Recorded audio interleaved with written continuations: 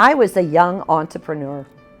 I lived in a rural area. My father ended up with a 7th grade education because back in those days, in the 40s, you quit work and you helped to feed your siblings and worked on the farm. I ended up staying in Point of Rocks until I became a middle schooler, but I did get to join the Girl Scouts. My entrepreneurial role started at babysitting, 50 cents an hour, sometimes 5 children, because families were big back then.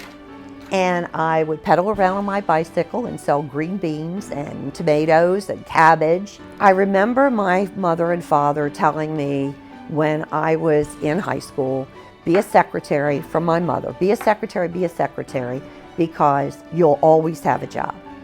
My daddy said, I'm not going to send you to college. Total waste of money. Total waste of money. You're just going to get married and have lots of kids. I'm not going to throw money away on you going to college.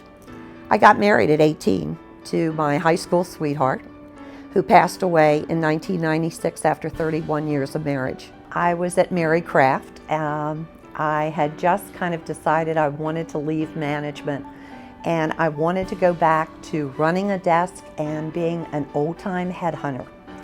I wasn't with Mary very long when she decided she would like me to start her healthcare division. So I started it, but then I received a phone call from my son. He owns a construction business, was in a partnership, and he called his mom and asked me to come to work for him.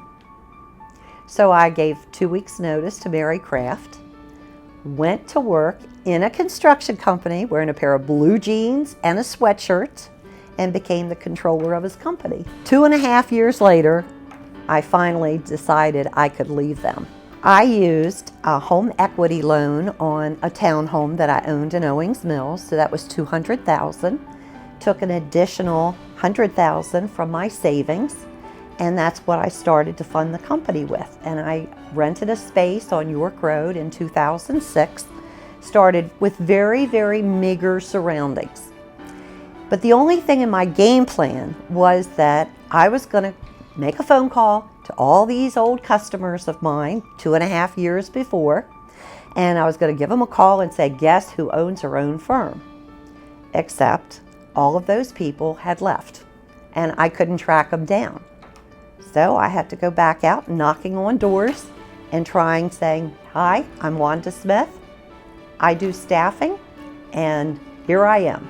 And that's what I did. I definitely would acquire a company if I liked that company, and if that company shared the same type of vision and quality customer service and reputation as my company. Sure, I'd like to hit 25, 50 million in the next 5 years. That's not out of the question. We could try to do that.